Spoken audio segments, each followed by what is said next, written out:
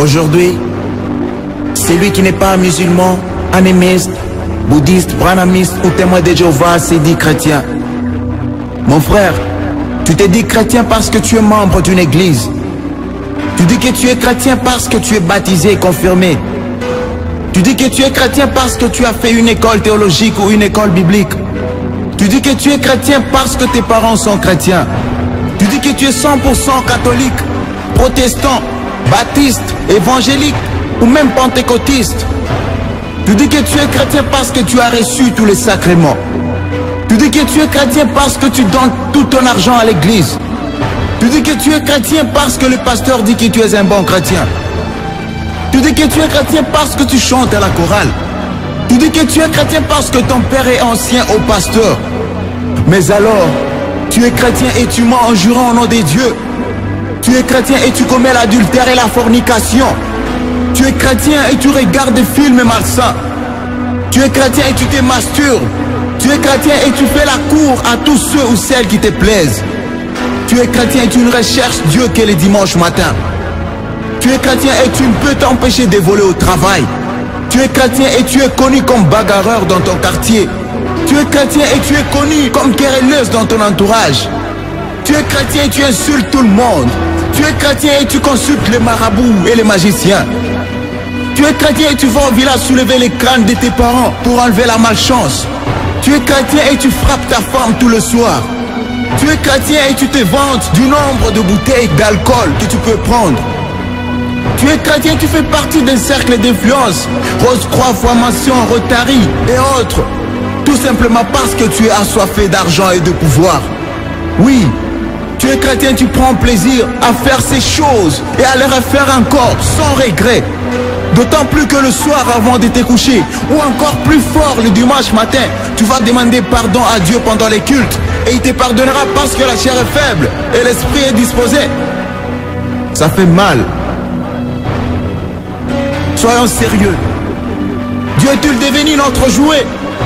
Crois-tu vraiment que le ciel est une poubelle où n'importe qui peut y entrer? Crois-tu que Dieu te demandera une carte de baptême à l'entrée du ciel? Crois-tu que Dieu comparera tes bonnes actions avec les mauvaises avant de décider de ton entrée au ciel? Crois-tu que Jésus est mort à la croix pour que nous continuions à pécher? Écoute un peu ceci. La Bible dit, tout homme est né pécheur et séparé de Dieu.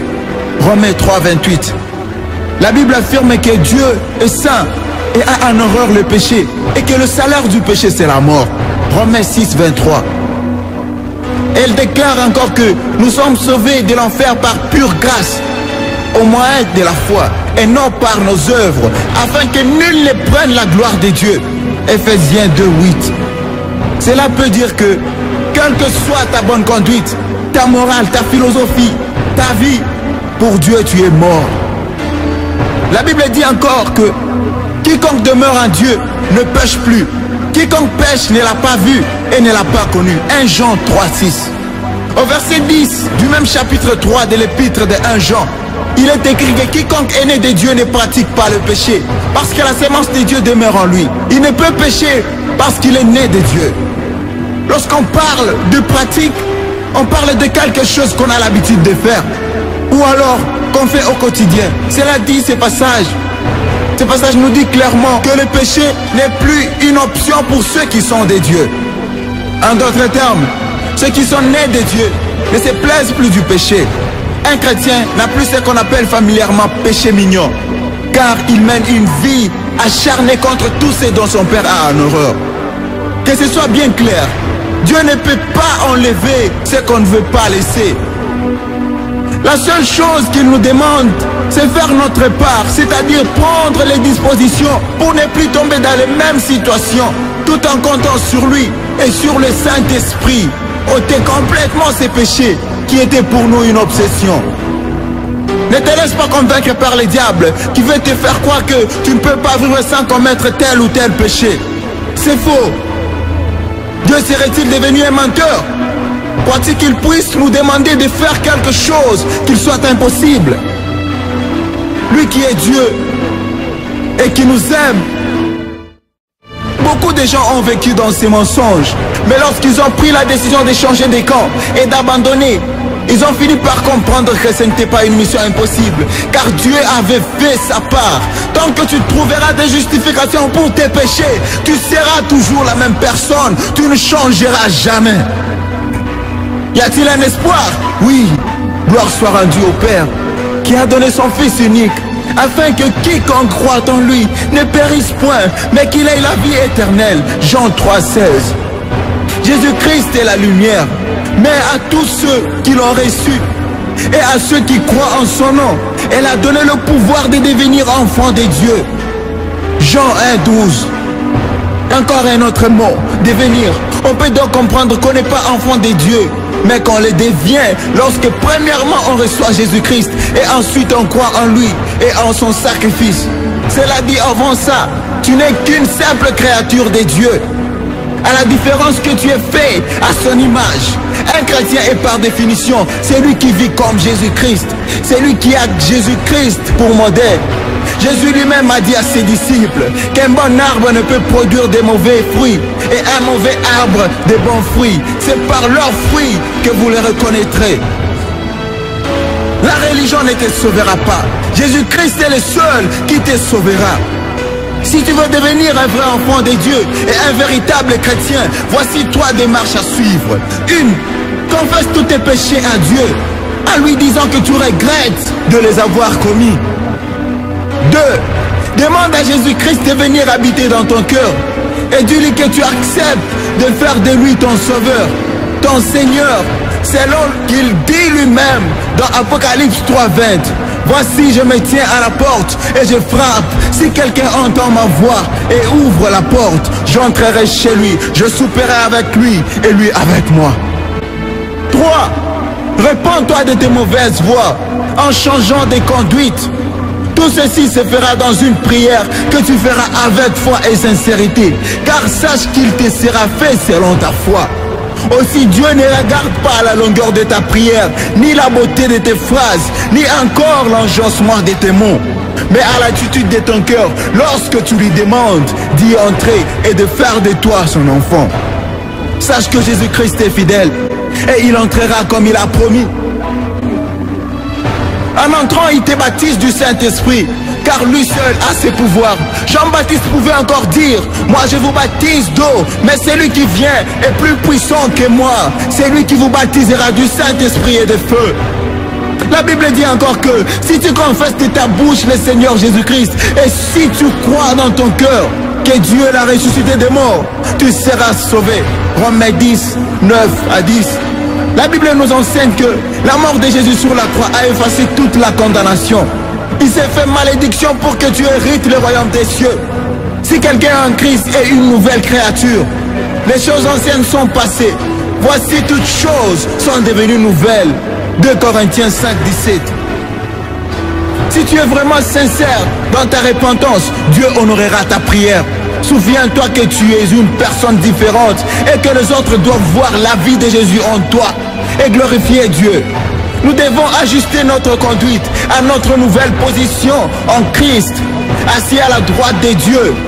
Nous sommes tombés d'accord avec Dieu en ceci, quand nous s'il y a des mises à mort et des renoncements à effectuer, pour que notre caractère et notre comportement se calquent sur ce que nous sommes. Cependant, il peut arriver que dans notre marche avec Dieu, que nous commettions des péchés involontairement. Lévitique 4.2. Ce n'est pas le moment de se décourager ou de culpabiliser, parce que la raison pour laquelle Jésus-Christ est mort et nous aider à prendre un élan nouveau, un souffle nouveau dans notre communion avec lui. Maintenant, agis en conséquence. Parle à Dieu chaque jour par la prière. Jean 15, 7. Lis la Bible chaque jour. Acte 17, 11. Obéis à Dieu moment après moment. Jean 14, 21. Témoigne de Jésus par ta vie et par tes paroles. Matthieu 4, 19.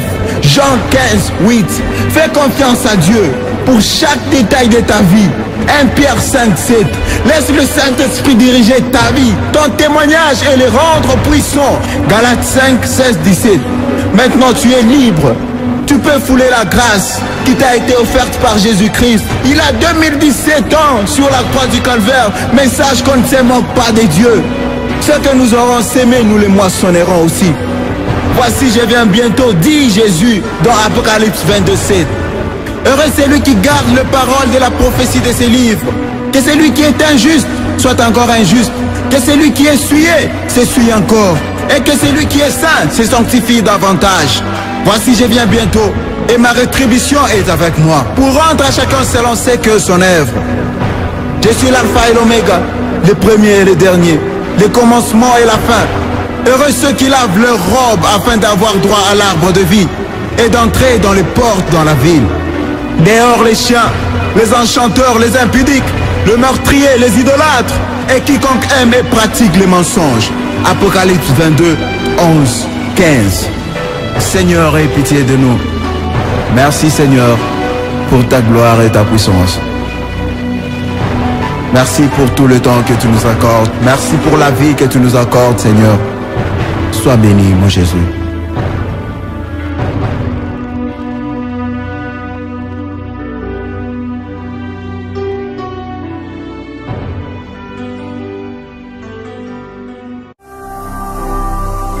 Ne manquez pas de vous abonner à notre chaîne YouTube Jésus-Christ TV, en cliquant sur le bouton s'abonner, juste au bas de la fenêtre de cette vidéo. Ainsi, vous recevrez automatiquement nos nouvelles vidéos, et vous ne raterez aucune. Vous connaîtrez la vérité, et la vérité vous affranchira. Jean 8, 32.